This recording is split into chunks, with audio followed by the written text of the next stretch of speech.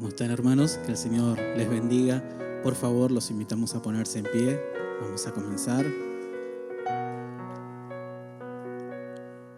Y allí en sus Biblias los invito a ir al Salmo 18. Vamos a leer algunos versículos.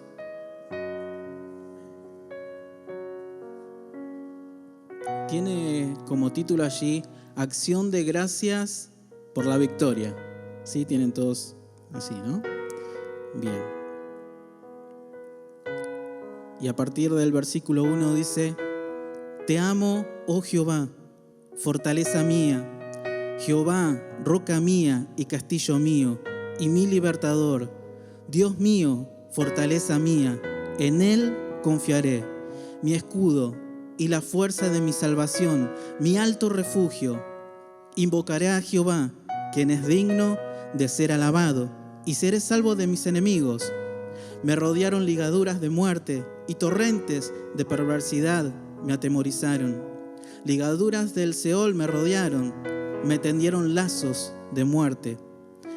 En mi angustia invoqué a Jehová, y clamé a mi Dios. Él oyó mi voz desde su templo, y mi clamor llegó delante de Él a sus oídos. Y si vamos hacia el versículo 48 y 49, dice: El que me libra de mis enemigos y aún me eleva sobre los que se levantan contra mí. Me libraste de varón violento. Y el versículo 49, por tanto yo te confesaré entre las naciones, oh Jehová, y cantaré a tu nombre. Amén. Hasta allí la palabra del Señor. Y te invito a que con un fuerte aplauso podamos darle gracias a nuestro Dios. Él es el que nos ha librado de nuestros enemigos. Él es nuestro refugio, nuestra fortaleza. Y aquí estamos, Señor, diciéndote que te amamos, que tú eres todo para nosotros y queremos alabar y bendecir tu nombre. Sí, Señor.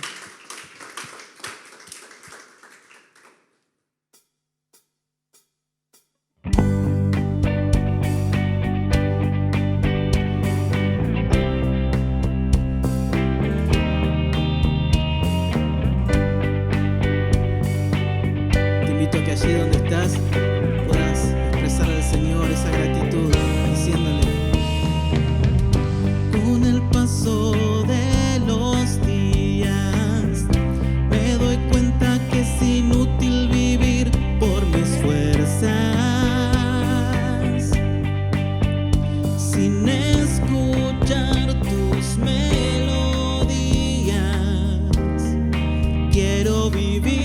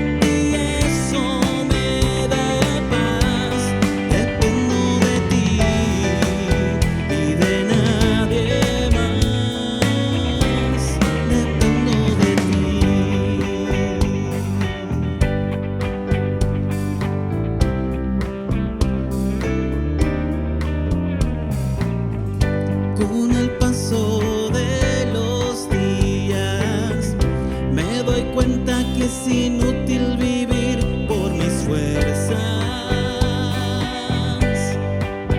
sin escuchar tus melodías.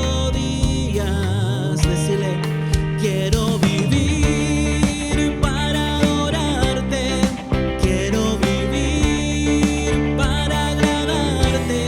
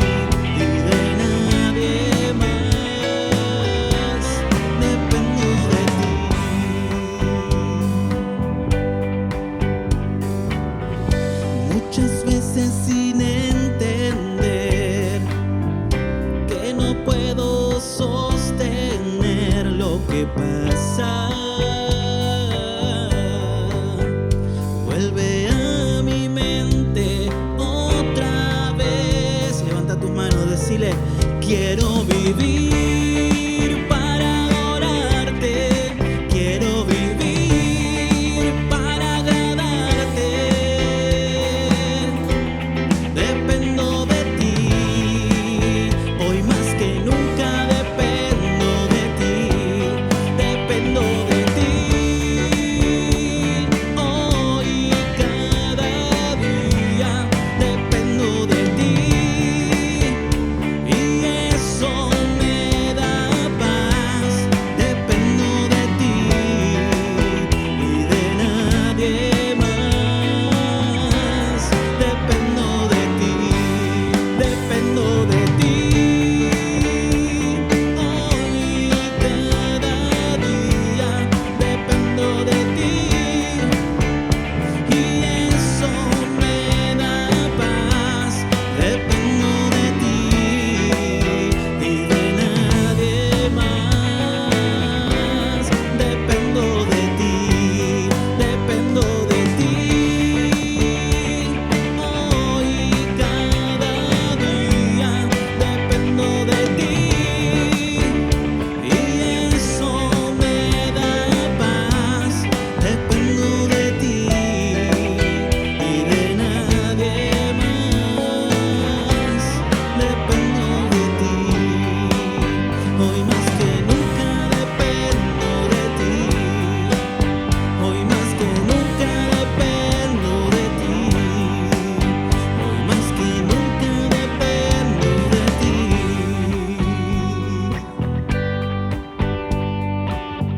Gracias, Señor. Dependemos de ti, Jesús.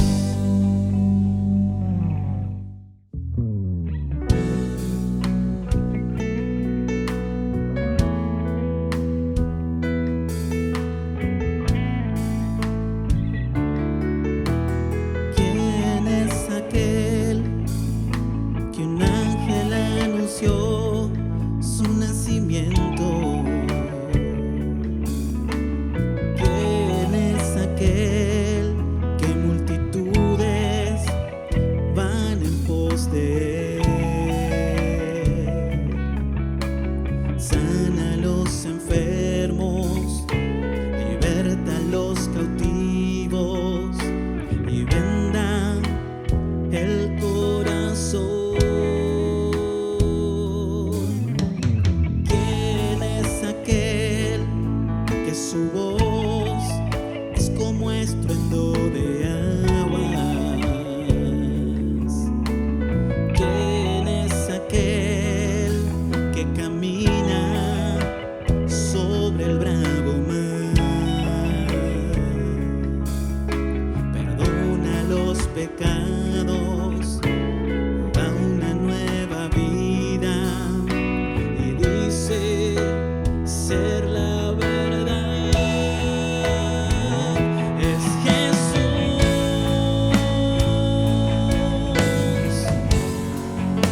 Cordero de Dios,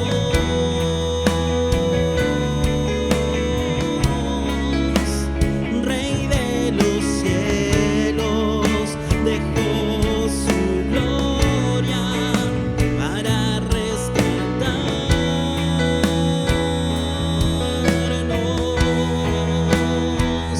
Es Jesús,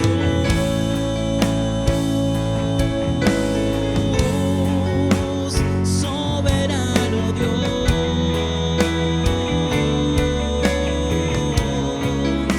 Él obra milagros, nada es imposible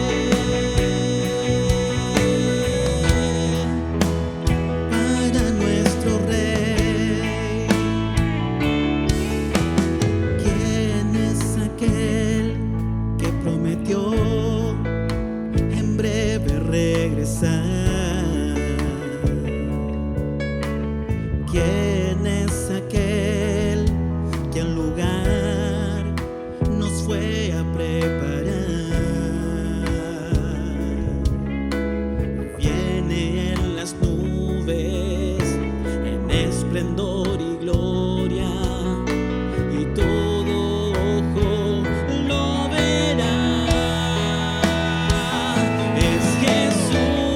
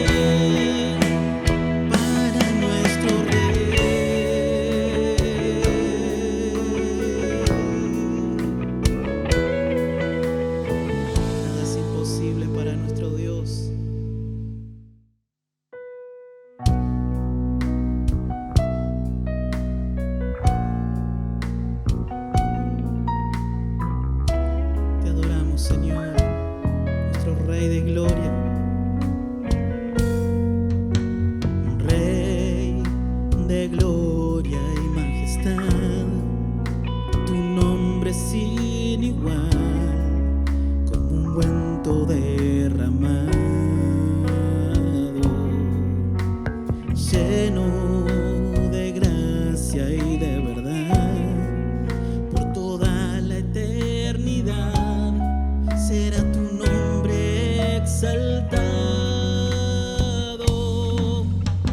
Rey de gloria y majestad, tu nombre es sin igual, como un ungüento derramado, lleno de gracia y de verdad, por toda la eternidad será tu nombre exaltado. No hay ni habrá, no hubo otro igual, incomparable es Jesús de Nazaret. No hay ni habrá, no hubo otro igual, incomparable es Jesús de Nazaret, Rey de gloria y majestad, tu nombre es sin igual, como un ungüento derramado,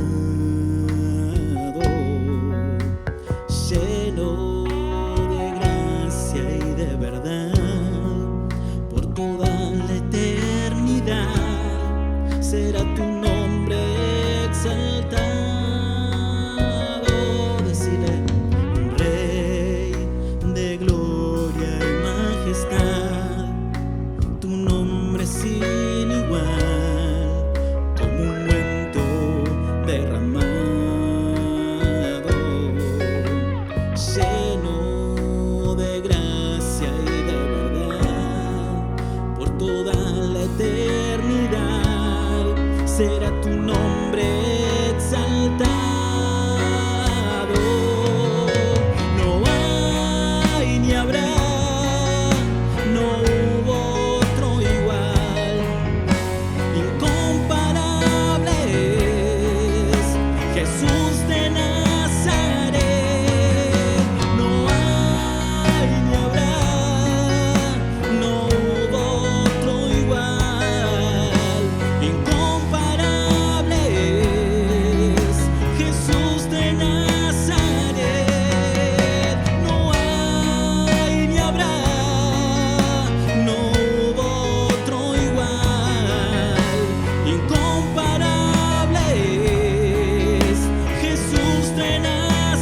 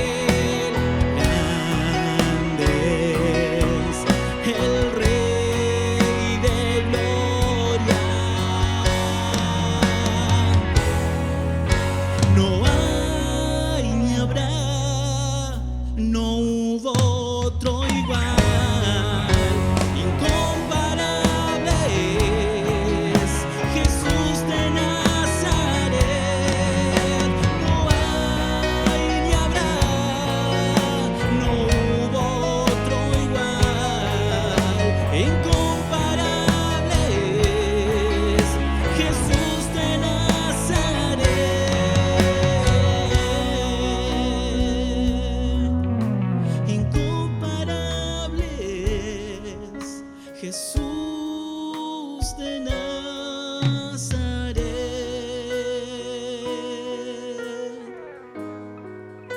Jesús. No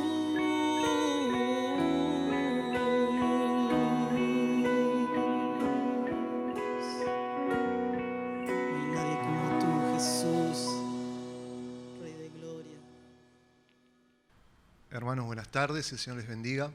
Los invito a que busquemos juntos al Señor en oración. Amado Dios, gracias Señor te damos una vez más, una semana más, que nos concedes y nos regalás este privilegio de estar juntos, Señor, una parte de tu pueblo, adorándote, exaltándote, buscando tu rostro. Y nos das esta posibilidad hermosa de escuchar también tu palabra, Señor, de escuchar tu voz por medio de tu palabra. Ayúdanos, Señor, a tener los oídos atentos, el corazón dispuesto para oír eso que tú nos quieres hablar. Señor, te pedimos en esta tarde que tu Espíritu Santo sea el que nos abra las Escrituras, alumbre nuestro entendimiento y nos guíe a toda verdad. Te lo pedimos en el nombre de Jesús. Amén. Si durante la semana alguno estuvo leyendo algo más sobre la vida del rey Ezequías, y anhelo que así haya sido, ¿no? Que no nos quedemos solo con lo que el Señor nos quiso hablar en la predicación, sino ir allí en lo privado a ver qué más el Señor nos quiere hablar a cada uno en nuestra vida particular. Se habrán dado cuenta que hay muchísimo más sobre el rey Ezequías que lo que vimos la semana pasada. Pero por eso voy a tomar un tiempito más para ver algo más sobre el rey Ezequías, porque no quisiera que nos quedemos o nos hagamos la idea equivocada en cuanto a que el rey Ezequías era una especie de creyente, no sé, de otro planeta, de otra especie, una especie en extinción. Primero porque no lo era, él era humano, él era como todos nosotros, por lo tanto tuvo debilidades, errores, luchas, tropiezos, caídas, pecados. Y segundo porque la palabra de Dios no intenta darnos esa idea, ni tapa ni encubre los pecados y las debilidades ni de Ezequías ni de nadie. Segundo, porque la palabra no intenta tapar o encubrir la debilidad de nadie, ni de Ezequías ni de ningún hombre. Porque la palabra de principio a fin nos quiere mostrar lo necesitado que estamos de un Salvador. Porque, como la Escritura lo dice claramente, todos hemos pecado y todos estamos destituidos de la gloria de Dios. Por eso el Señor mandó a su Hijo al mundo, para que el mundo sea salvo por él. Ezequías no es la excepción, si bien es cierto que la palabra de Dios nos da un hermoso testimonio de este hombre de Dios y ahora vamos a verlo. Ezequías era un hombre parecido a nosotros, tan vulnerable como nosotros, tan débil como nosotros y tan necesitado de la gracia de Dios como nosotros. Así que quisiera que veamos justamente ese aspecto de la vida de Ezequías hoy, que lo hace tan parecido a nosotros y que al mismo tiempo exalta tanto la grandeza del Dios de Ezequías, el gran Dios de Ezequías. Yo les voy a pedir si me acompañan, por favor, al segundo libro de Reyes, al capítulo 18, versículos 5 al 7. Segundo libro de Reyes, capítulo 18,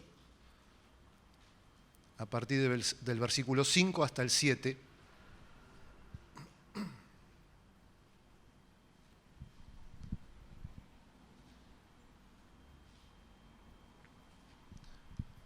Aquí encontramos ese hermoso testimonio que da la palabra sobre la vida de este rey.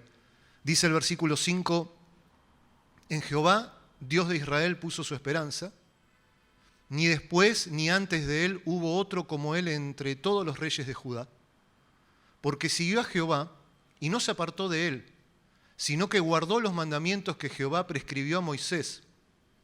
Y el versículo 7 dice, y Jehová estaba con él, y a donde quiera que salía prosperaba, Qué hermoso testimonio, ¿no?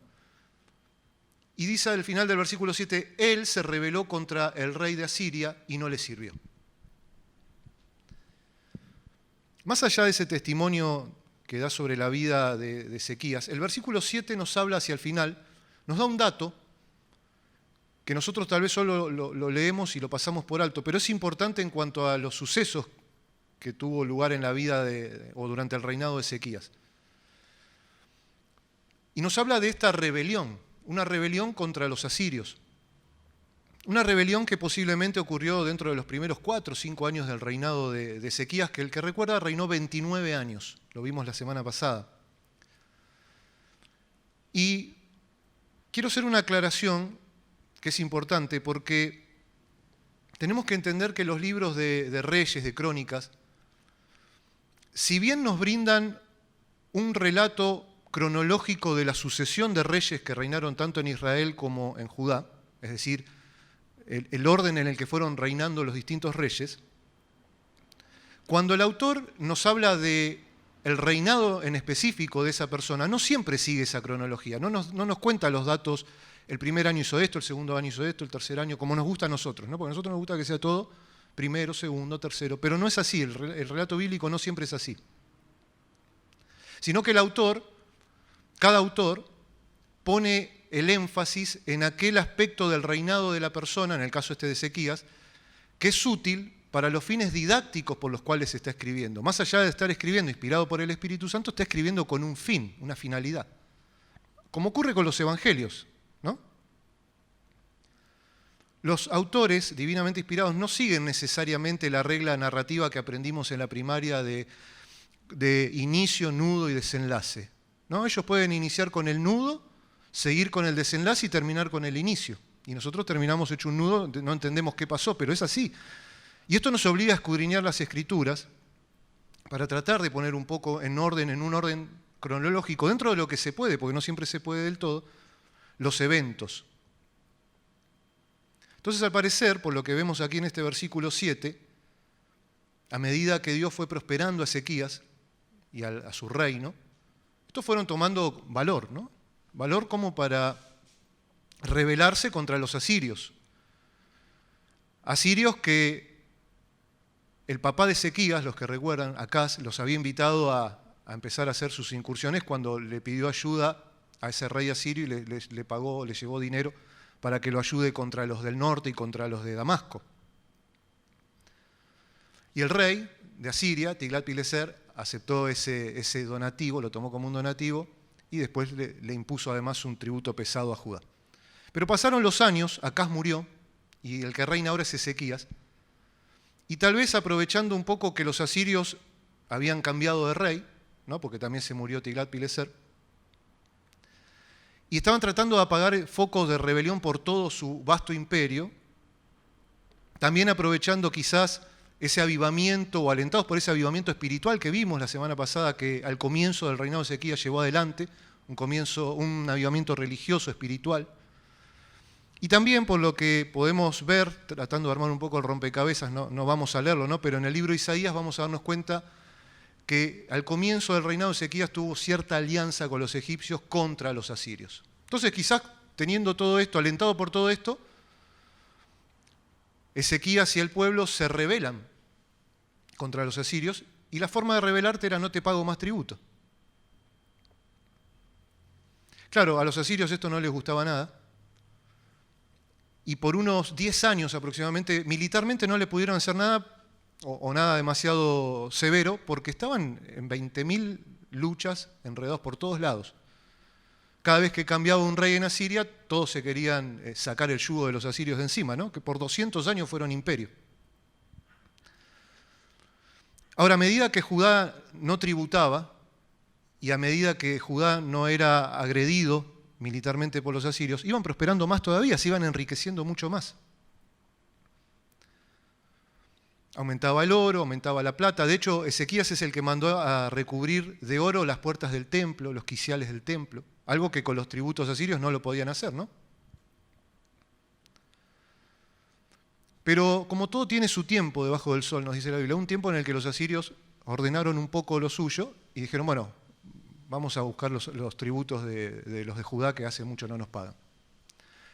Y es un poco lo que vimos la semana pasada, al final de la prédica, cuando la invasión a Siria, cuando Sennacherib vino a Judá y empezó a tomar ciudades fortificadas y envió esa embajada a Jerusalén. Entonces les voy a invitar, por favor, al capítulo 32 ahora del segundo libro de Crónicas, para leer los últimos 2 versículos que vimos la semana pasada.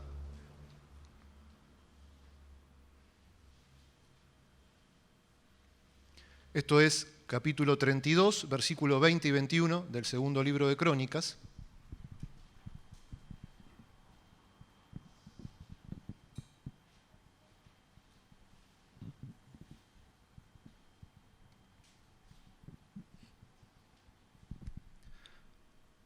Dice la palabra: mas el rey Ezequías y el profeta Isaías, hijo de Amós, oraron por esto y clamaron al cielo cuando vino la embajada de los asirios.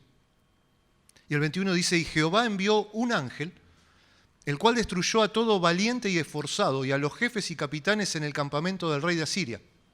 Este se volvió por tanto avergonzado a su tierra y entrando en el templo de su Dios, allí lo mataron a espada sus propios hijos.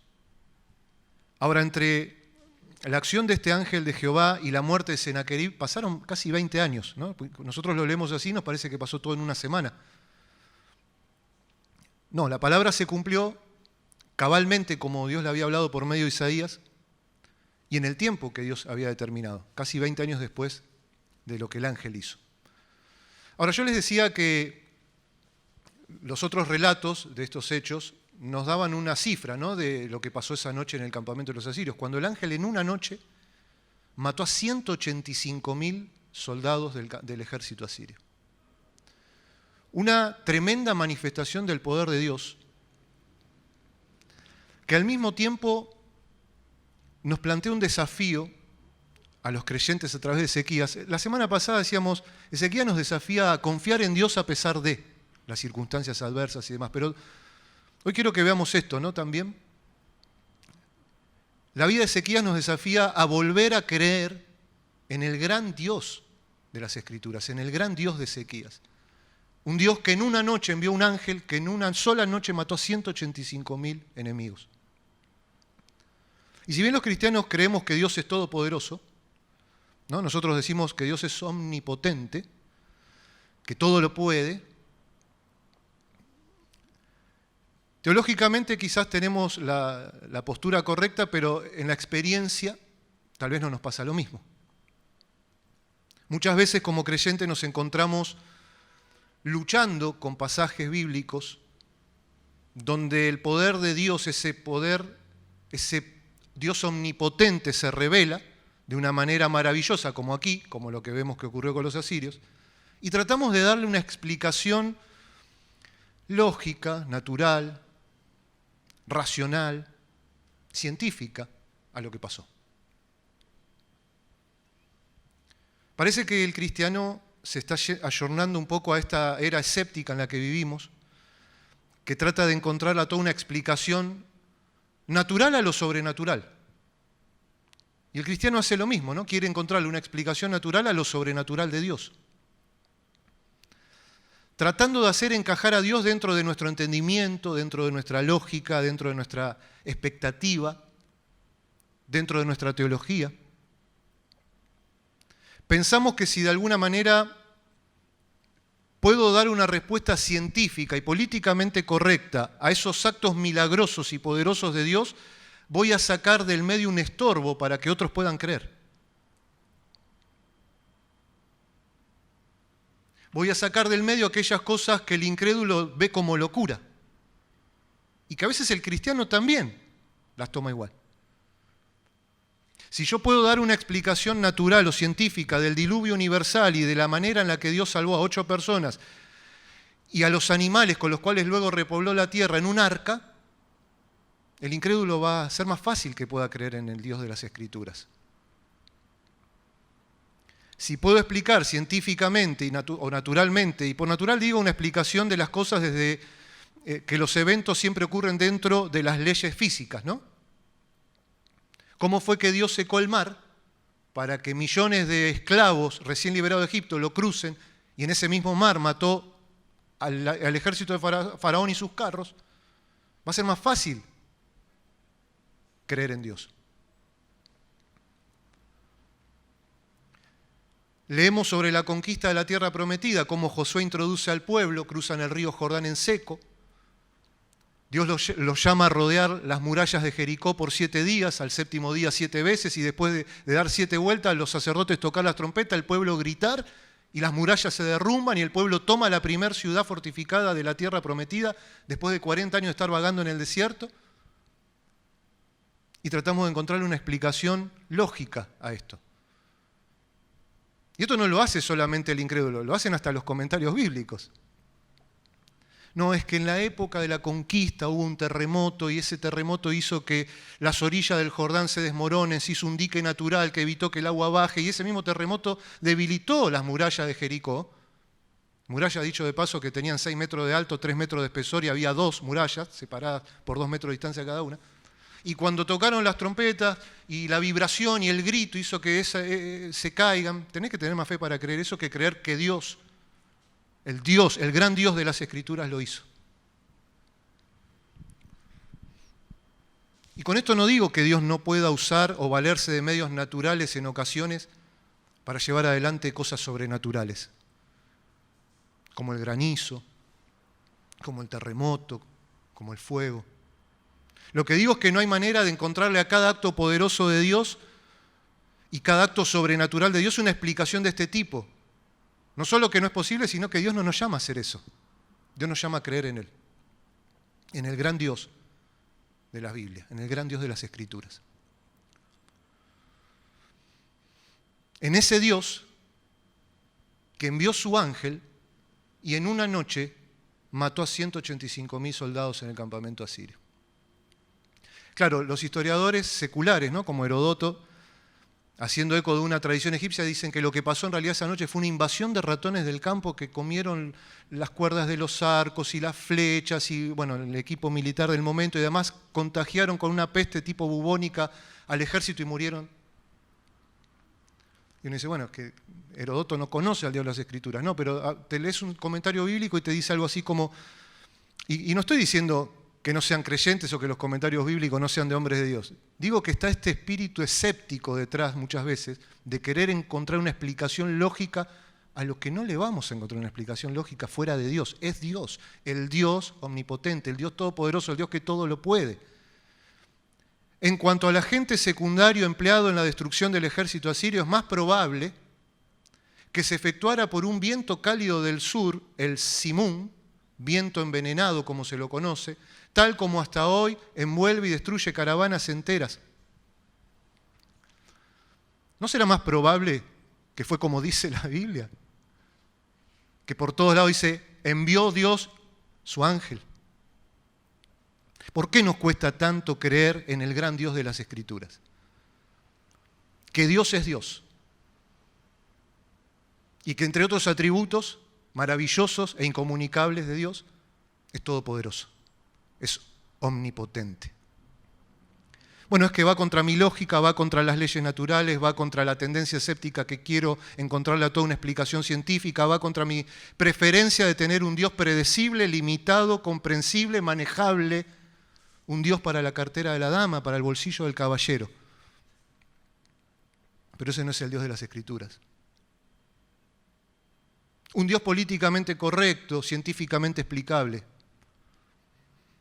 Quiero un Dios al que pueda entender sin que nada quede fuera de mi control.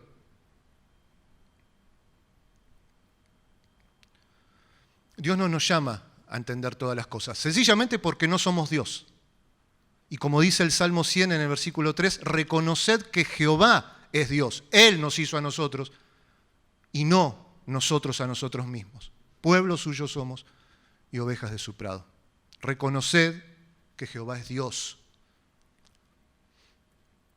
Entonces que el Señor nos ayude, ¿no? Porque con Ezequías nos vamos a encontrar con el gran Dios de las Escrituras, al que ni los cielos pueden contener, cuanto menos nuestro entendimiento, nuestra lógica, nuestra teología, nuestra sabiduría.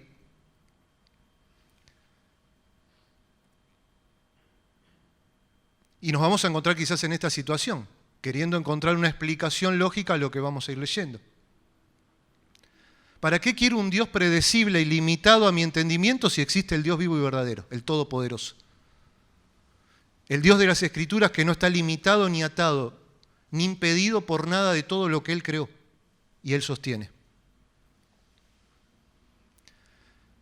Si creímos el primer anuncio que la palabra de Dios hace al abrir la revelación bíblica, que en el principio creó Dios los cielos y la tierra, no digo que no vamos a tener conflicto nunca, no vamos a tener serios conflictos a la hora de creer el resto de las Escrituras. Que Dios de la nada creó todas las cosas que existen por el poder de su palabra. Ahora, volviendo al segundo libro de Crónicas, al capítulo 32, vemos que sigue el relato del cronista. Nosotros no avanzamos la semana pasada, pero miren cómo sigue. Versículo 22 al 24 dice: Así salvó Jehová a Ezequías y a los moradores de Jerusalén de las manos de Senaquerib, rey de Asiria, y de las manos de todos, y les dio reposo de todos lados. Y muchos trajeron a Jerusalén ofrenda a Jehová, y ricos presentes a Ezequías, rey de Judá. Y fue muy engrandecido delante de todas las naciones después de esto. Y en el 24 dice: En aquel tiempo Ezequías se enfermó de muerte y oró a Jehová, quien le respondió y le dio una señal. Esto que acá lo menciona así como al pasar, ¿no? El cronista, se relata más detalladamente en Reyes y en Isaías. Pero aquí, por el propósito didáctico que mencionábamos antes del autor, él solo nos dice que Ezequías en algún momento sufrió una enfermedad mortal. Que en esa enfermedad oró a Dios, buscó a Dios en oración, Dios le respondió y además le dio una señal. Esa palabra señal es una palabra en hebreo que habla de un milagro, de una maravilla, pero también habla de una prenda, una muestra. Y en el 25 dice: Mas Ezequías no correspondió al bien que le había sido hecho, sino que se enalteció su corazón y vino la ira contra él y contra Judá y Jerusalén.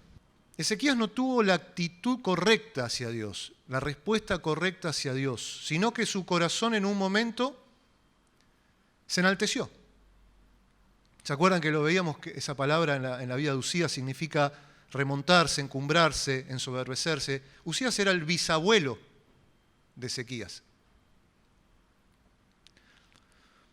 Y no solo parece que el corazón del rey se enalteció, sino que el del pueblo también. Parece que cuando le estaba yendo bien, fíjense si no les suena un poco a nosotros, también cayeron en esto de: estoy bien, ¿no? Ya no necesito seguir pagando tributo a los asirios, estoy enriquecido. Cayeron en la trampa del orgullo, en el enaltecimiento. El versículo 26 dice que así todos supieron rectificar sus pasos. Fíjense, dice: Pero Ezequías, después de haberse enaltecido su corazón, se humilló, él y los moradores de Jerusalén, y no vino sobre ellos la ira de Jehová en los días de Ezequías. Después los versículos 27 al 30 son un breve resumen que el cronista hace para hablarnos de la prosperidad, los logros de Ezequías. Pero en el 31 dice: Mas en lo referente a los mensajeros de los príncipes de Babilonia, que enviaron a él para saber del prodigio, esta es la misma palabra que señal, que vimos recién, señal, prenda, milagro, para saber del prodigio que había acontecido en el país, Dios lo dejó para probarle, para hacer conocer todo lo que estaba en su corazón. Entonces vemos que relacionado con esta enfermedad y esta señal, hay un viaje de unos príncipes de Babilonia que por la pluma del cronista sabemos que fue permitido por Dios para probar a Ezequías. Y allí cuando dice que Dios lo dejó, no está hablando que lo abandonó, está diciendo que permitió, es esa misma palabra. Dios permitió que esos visitantes lleguen para poner a prueba a Ezequías. Y esa prueba tenía un fin, un propósito, para hacer conocer todo lo que estaba en su corazón. Y no es que Dios necesitaba conocer qué había en el corazón de Ezequías. Dios sí lo conocía. Ezequías no, y el pueblo parece que tampoco. Entonces Dios permite algo para que eso salga a la luz. Ellos eran los que necesitaban saber lo que había en sus corazones. Y Dios permite una prueba para que eso ocurra. Ahora vamos a ver un poco más sobre estos eventos en los libros que nos hablan más ampliamente. Los voy a invitar al segundo libro de Reyes nuevamente, pero en este caso al capítulo 20, así vemos sobre la enfermedad de Ezequías.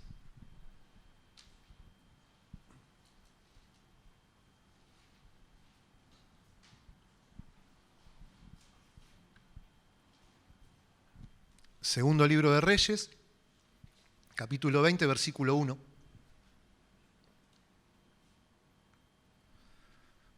Dice la palabra: en aquellos días cayó enfermo de muerte, y vino a él el profeta Isaías, hijo de Amós, y le dijo: Jehová dice así, ordena tu casa porque morirás y no vivirás.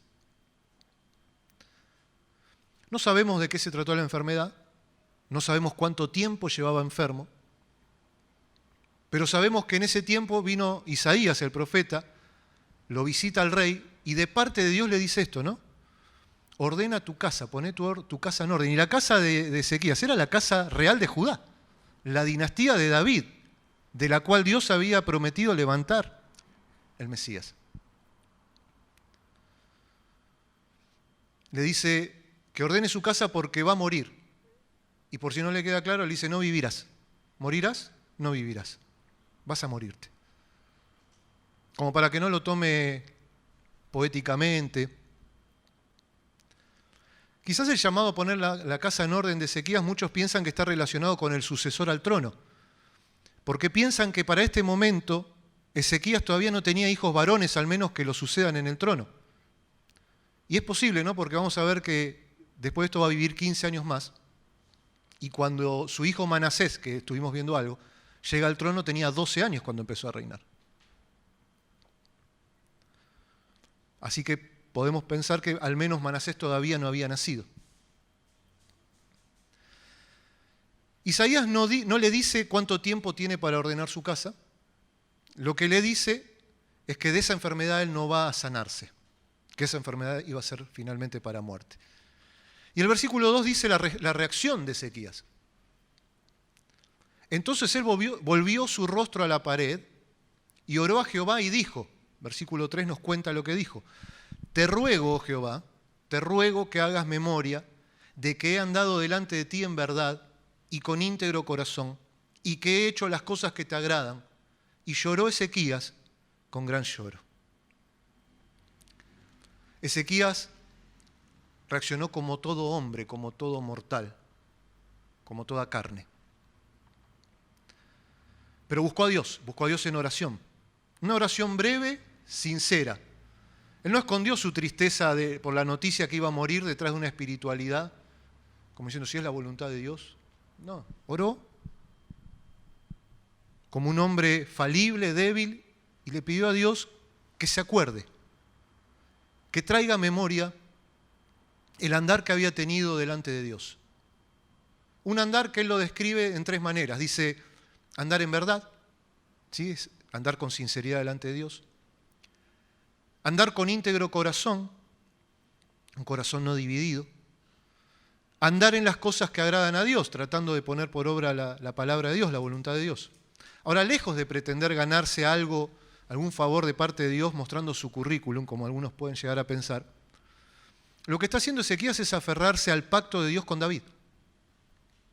Porque David había recibido de parte de Dios la promesa que si sus hijos hacían lo recto delante de sus ojos, siempre iba a haber uno sentado allí en el trono hasta que llegue aquel cuyo reino iba a ser establecido para siempre, Cristo. Y quizás Ezequías habrá pensado, si yo me muero, no se va a cumplir esta promesa. Se termina, al menos desde mi línea sanguínea, se termina la descendencia de David. Versículo 4 al 6 nos cuenta la respuesta a la oración. Dice, y antes que Isaías saliese hasta la mitad del patio, todavía no se había ido, estaba caminando, se estaba volviendo a la casa, vino palabra de Jehová a Isaías diciendo, vuelve y di a Ezequías, príncipe de mi pueblo.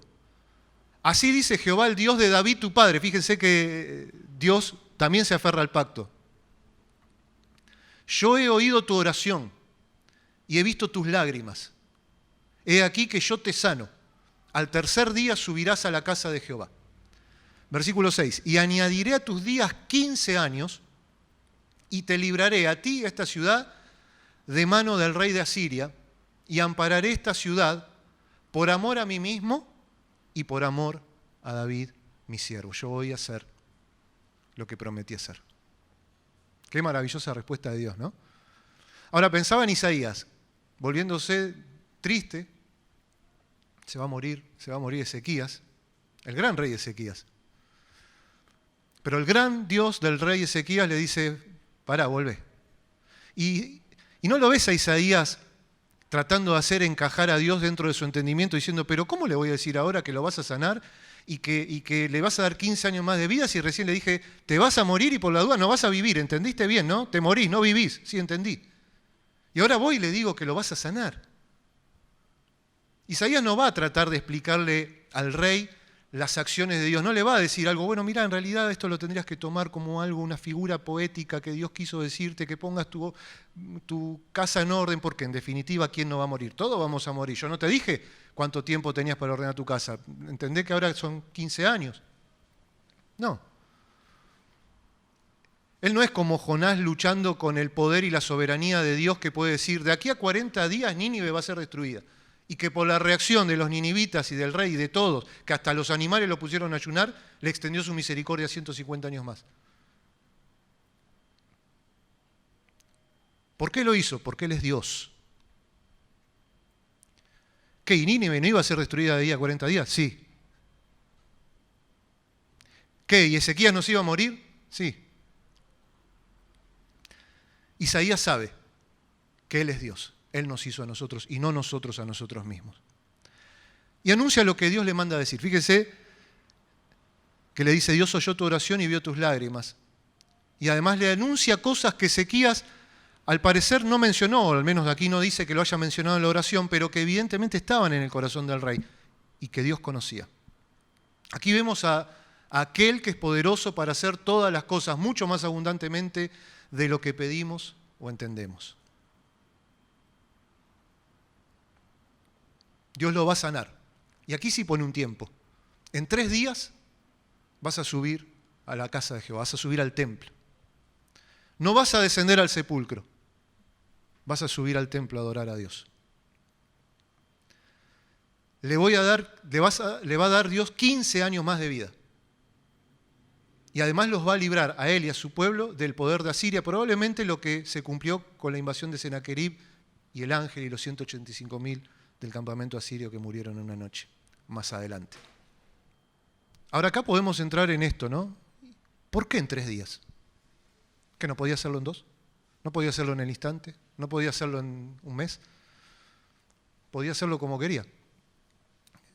Pero pienso que Dios, por un lado, vemos en el Antiguo Testamento que va sembrando detalles para ayudar al pueblo a conocer al Mesías cuando llegara. Y aquí hace una mención a 3 días.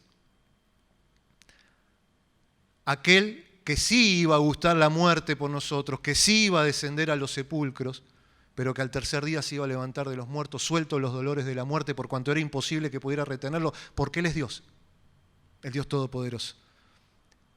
Y en cuya muerte pagó nuestra deuda y en cuya resurrección nos dio vida.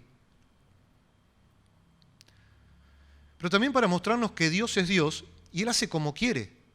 Y aquí no tenemos que pensar que Dios es como un nene caprichoso cuando le das el control remoto de algo y si quiero lo subo, si quiero lo bajo, si quiero lo apago. No. Dios es Dios, Él hace como quiere y acordate del resto de todos sus atributos. Él es santo, Él es justo, Él es misericordioso, Él es benigno.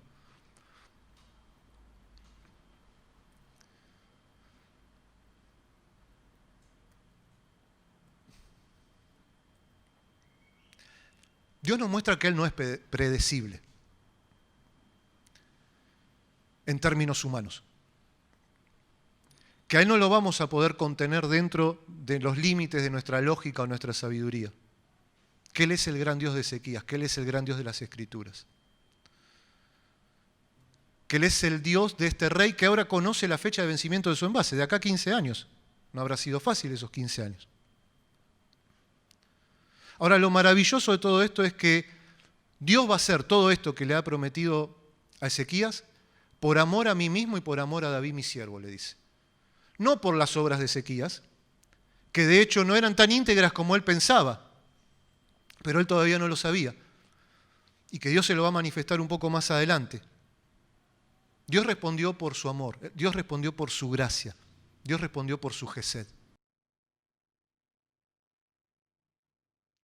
Versículo 7 dice, y dijo Isaías, tomad masa de higos, y tomándola la pusieron sobre la llaga y sanó.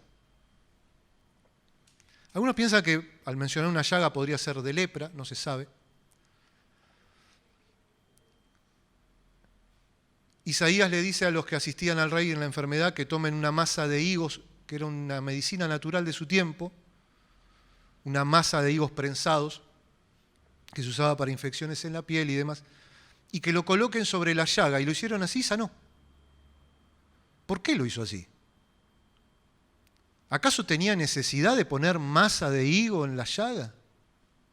No, la realidad es que no. Y en tal caso no fue la masa de higo, fue Dios que lo sanó de esa enfermedad mortal. ¿Qué? ¿El Señor tenía necesidad de enviar a Ananías que ponga su mano sobre Saulo cuando hacía 3 días estaba ciego después del encuentro en Damasco?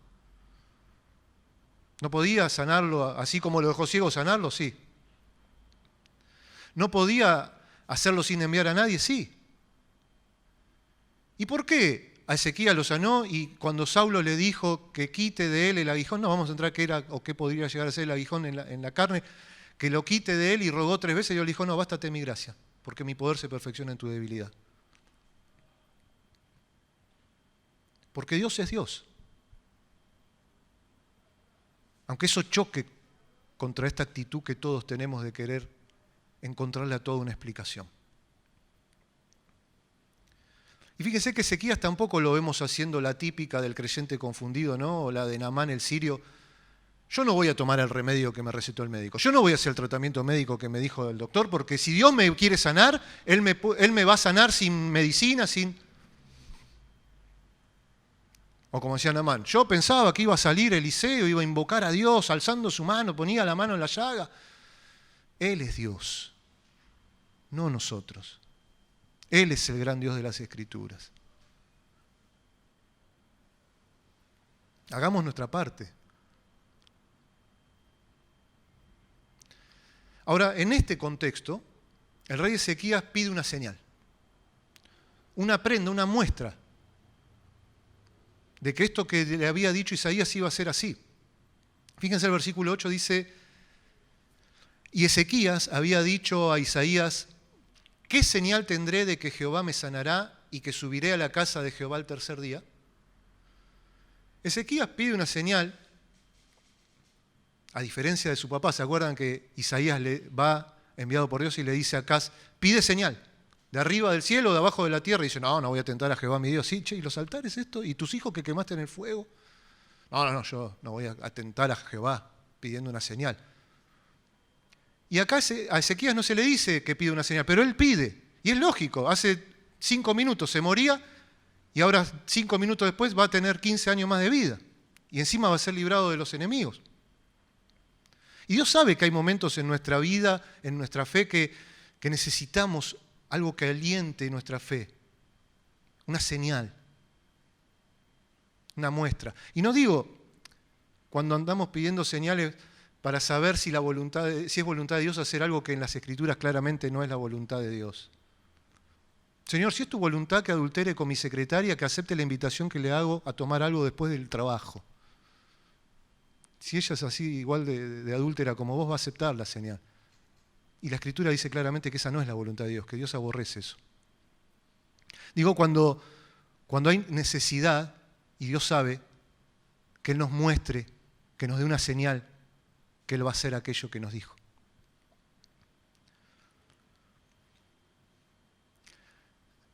Y fíjense que Dios no solo le concede una señal, sino que le da a elegir.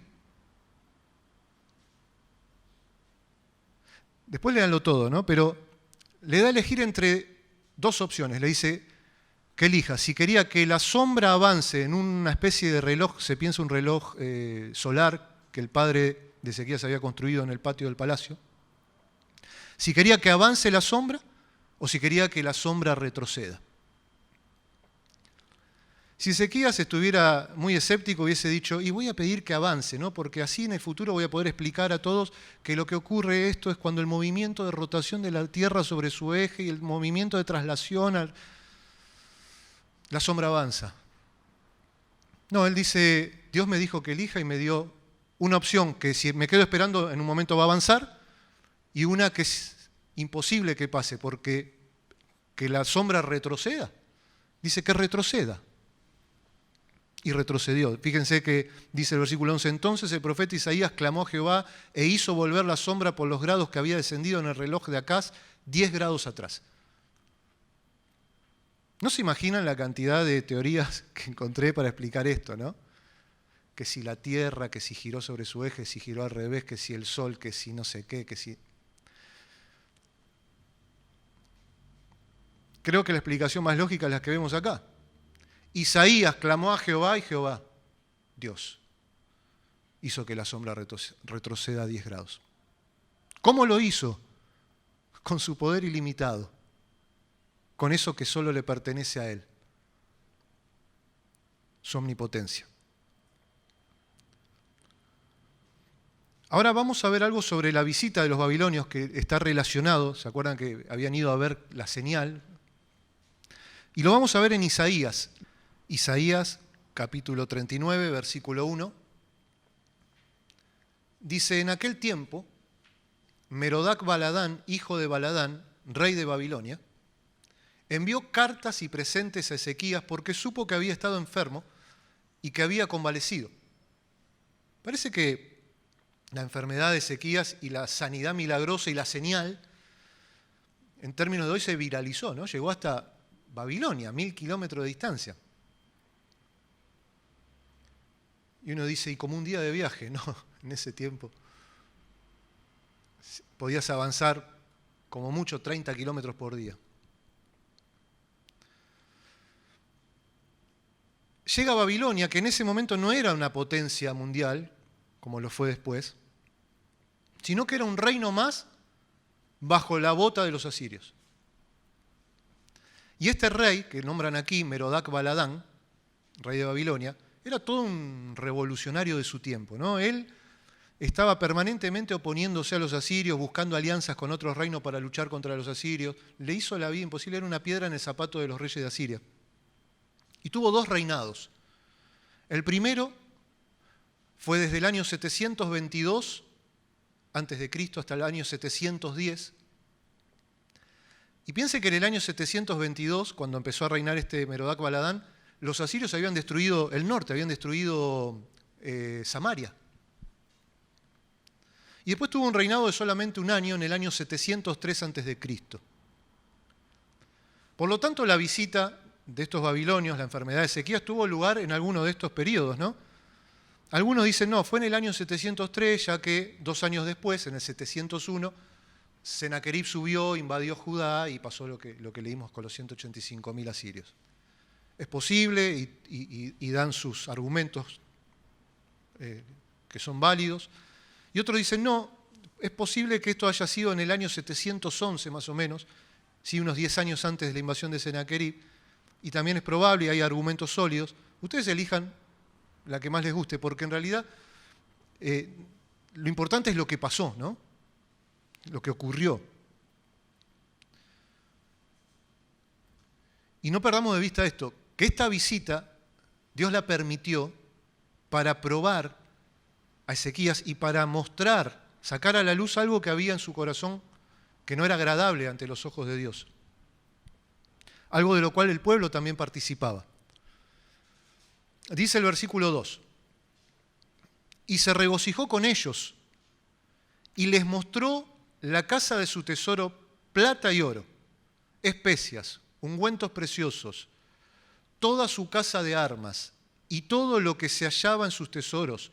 No hubo cosa en su casa y en todos sus dominios que Ezequías no les mostrase. Les mostró todo.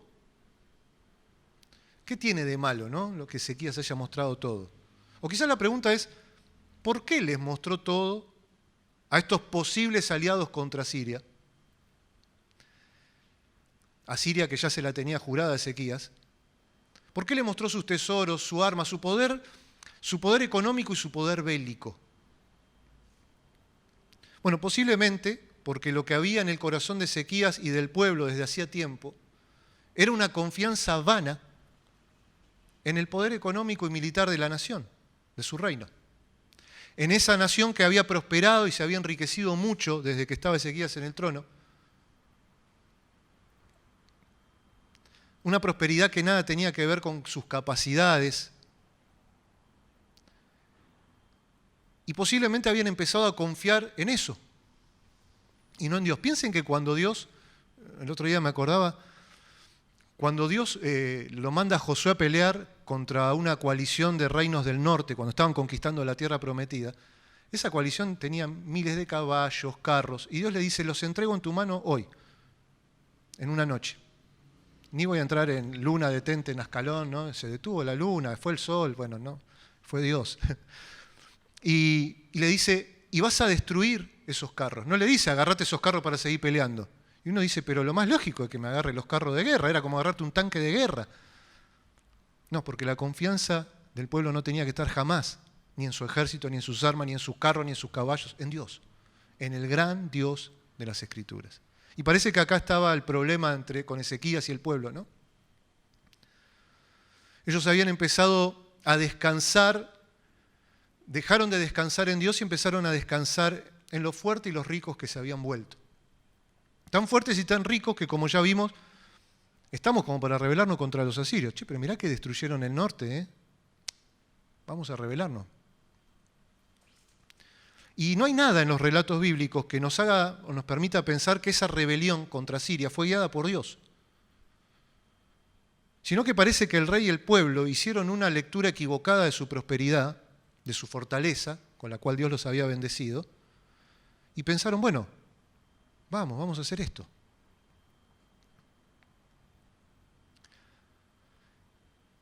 No, ustedes no lo busquen, les vuelvo a leer algo que ya leímos en 2 de Crónicas 32:25. Mas Ezequías no correspondió al bien que le había sido hecho, sino que se enalteció su corazón y vino la ira contra él y contra Judá y Jerusalén.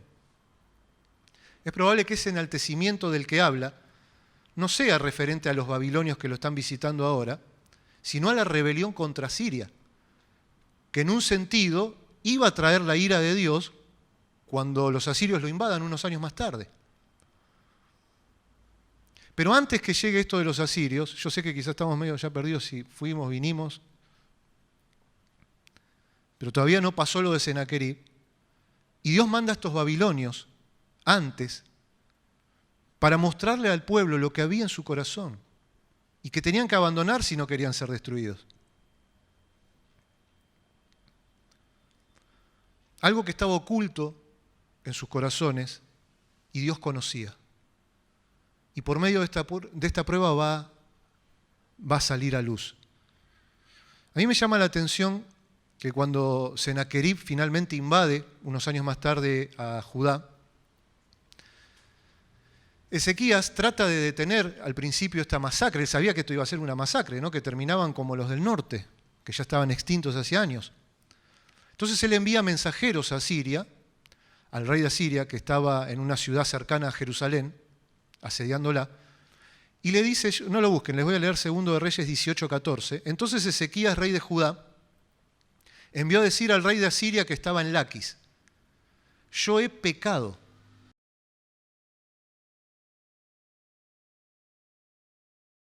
Apártate de mí, y haré todo lo que me impongas.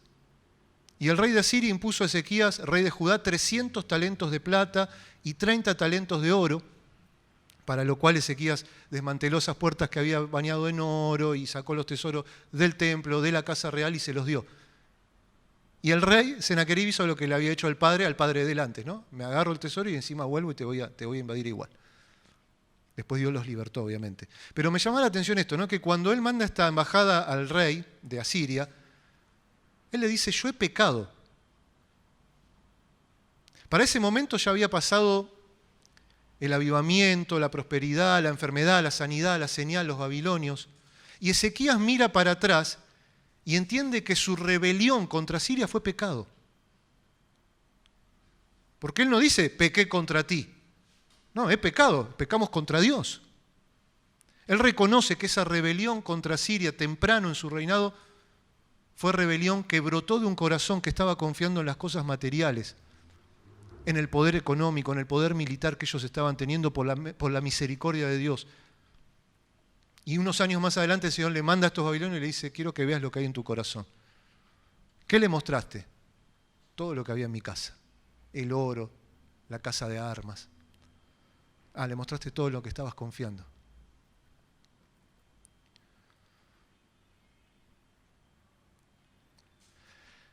Por eso es posible que lo de la visita de los babilonios fue un medio de Dios, ¿no? Un medio para delatar lo que estaba mal en su corazón. Como muchas veces son las pruebas que Dios permite en nuestra vida, para que veamos qué es lo que no está bien. ¿En qué estamos confiando fuera de Dios? Y sabemos que tuvo un buen efecto esa visita, ¿no? Porque como leíamos al comienzo, pero Ezequías, después de haberse enaltecido su corazón, se humilló él y los moradores de Jerusalén, y no vino sobre ellos la ira de Jehová en los días de Ezequías. Ahora, seguimos con Isaías, versículo 3,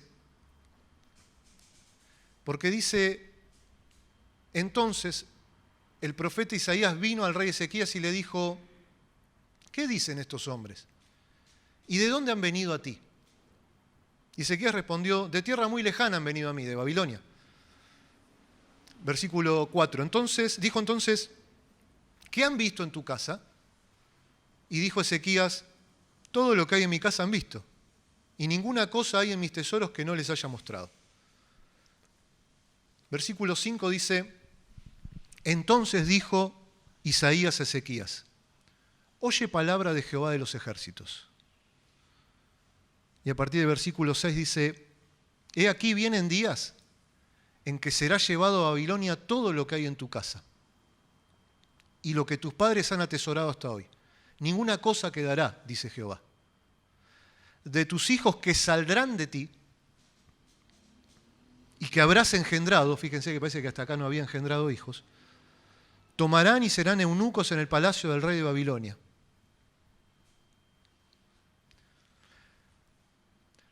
No parece un anuncio de decir, por lo que hiciste, escuchá lo que va a pasar, sino que le dice, escucha palabra de Jehová. Le revela algo que había hacia el futuro, ¿no? Está hablando de la cautividad babilónica 150, 160 años después. Y le dice que con aquellos con los cuales él se había regocijado y mostrado todos sus tesoros, ellos se iban a apoderar de todos sus tesoros en el futuro por el juicio de Dios. Por un juicio de Dios sobre la nación. Pero no iba a venir en sus días. Y el versículo 8 dice, y dijo Ezequías a Isaías, la palabra de Jehová que has hablado es buena, y añadió, a lo menos haya paz y seguridad en mis días. Ezequías veía el vaso medio lleno, ¿no? Se consuela, diciendo, bueno, al menos habrá paz en mis días. No sabemos bien cómo fue que este evento de la visita de los magos obró en el corazón del rey, en el corazón del pueblo, pero sabemos que lo llevó a la humillación, a humillarse ante Dios, y que por eso Dios los libró de la mano de los asirios más adelante, como se lo había prometido cuando los sanó de la enfermedad.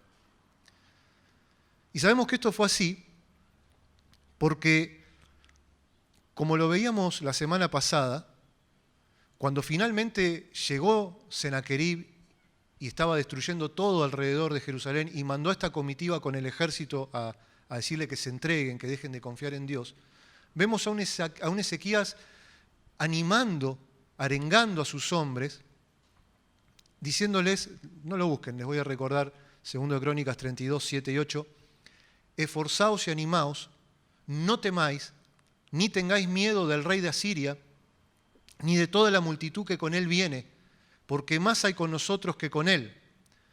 Con él es el brazo de carne, mas con nosotros está Jehová nuestro Dios para ayudarnos y pelear nuestras batallas. Y el pueblo tuvo confianza en las palabras de Ezequías, rey de Judá. Ezequías le dice al pueblo: muchachos, no tengan miedo al rey de Asiria, ni a toda esa multitud de guerreros sanguinarios que los eran, armados hasta los dientes, ni a sus máquinas de asedio, ni a sus recursos, porque en definitiva, con lo único que ellos están contando y en lo que ellos están confiando, es en lo que nosotros confiábamos antes, en el brazo de carne, en la fuerza humana, en los medios humanos. Y me imagino que quizás Ezequías ya habrá pensado antes de seguir arengando y habrá dicho: no sé cómo lo hará. No tengo idea de lo que Dios piensa hacer, cómo nos salvará, pero sé que Él no está limitado por el brazo de carne, ni por mis ideas, ni por mi ciencia, ni por mis leyes físicas, leyes que Él mismo creó. Y sobre todo sé que Dios me dio señal y me confirmó que Él me iba a liberar de la mano de los asirios. Entonces le dice: con nosotros está Jehová, nuestro Dios, para ayudarnos y pelear nuestras batallas. Con nosotros está el gran Dios de las Escrituras. Ese mismo gran Dios que prometió estar con nosotros hasta el fin del mundo y que pelea nuestras batallas. Así que no limitemos a Dios a nuestras limitaciones, ni descartemos de su mensaje por no entenderlo, porque no se ajustan a la mirada que tenemos nosotros, o porque me suena locura. Miren, terminamos con esto, si me acompañan por favor al Nuevo Testamento, primera carta a los Corintios, capítulo 1, versículo 18 al 24. No, pero es una locura lo que dice la Biblia.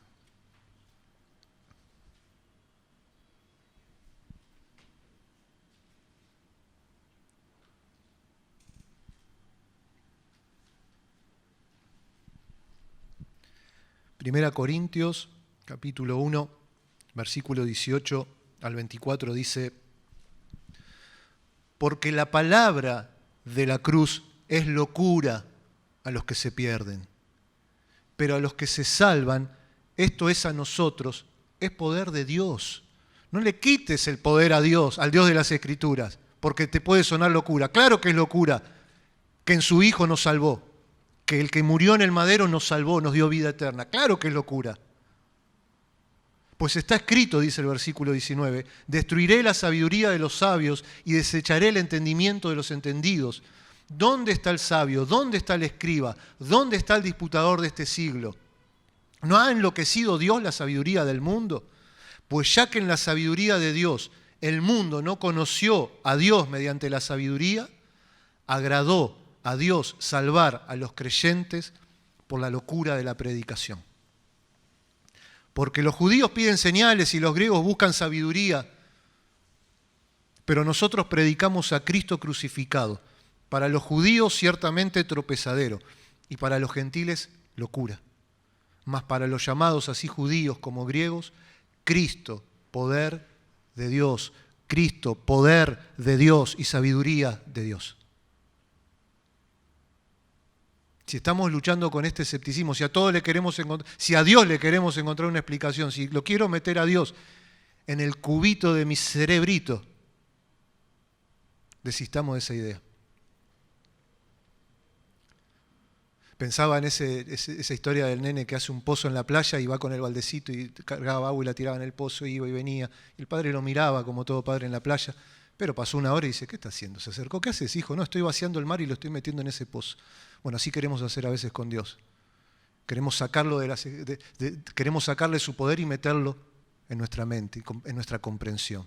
No lo vamos a poder hacer. Si estamos luchando con eso, tengamos la actitud de humildad que tuvo ese hombre, que fue a buscar a Cristo, porque un demonio atormentaba terriblemente a su hijo. Un demonio. No, es que la psiquiatría y la psicología y un demonio atormentaba terriblemente a su hijo. Los discípulos no lo habían podido ayudar. Y él le ruega que lo ayude. Y Jesús le dice: si puedes creer, al que cree, todo le es posible. Marcos 9:23. Y este hombre le responde en el versículo 24, e inmediatamente el padre del muchacho clamó y dijo, creo, ayuda a mi incredulidad. Tengamos la misma actitud. No querramos entender a Dios. Prediquemos a Dios. Prediquemos al Dios de las Escrituras. Prediquemos al gran Dios de Ezequías, al gran Dios de la Biblia, al gran Dios que nos salvó. Te invito a orar. Padre eterno, glorioso Dios, poderoso Dios, te damos gracias, Señor, porque en tu poder nos has salvado por la locura de la predicación del Evangelio. Todo lo que el mundo descarta por no entenderlo, todo lo que el mundo toma como locura, tú lo has usado para darnos vida eterna. Gracias por esa cruz, Señor. Tropiezo para los que estaban pidiendo señales y locura para los que estaban buscando sabiduría, pero salvación para los que estaban buscando perdón de pecado. Gracias por esa cruz en la cual pagaste nuestra deuda. Gracias por esa tumba vacía en la cual nos diste una nueva vida a cada uno de tus hijos, Señor. Y gracias por lo que tienes por delante, porque sabemos que aunque pueda parecer locura, nos espera la Jerusalén celestial. Gracias, Señor. Gracias por tu amor, gracias por tu poder.